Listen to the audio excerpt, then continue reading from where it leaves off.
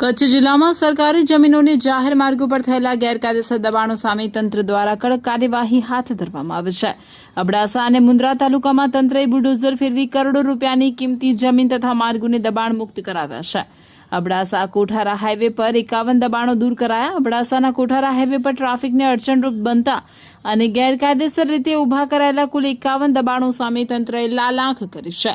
Highway પરથી દબાણો દૂર કરવાની ઝુંબેશ અંતર્ગત સ્થાનિક વહીવટી તંત્ર અને પોલીસના ચુસ્ત બંદોબસ્ત વચ્ચે આ કાર્યવાહી હાથ ધરવામાં આવી હતી। રસ્તા પરના દબાણો દૂર થવાથી વાહન ચાલકોને રાહદારીઓને મોટી રાહત મળી છે।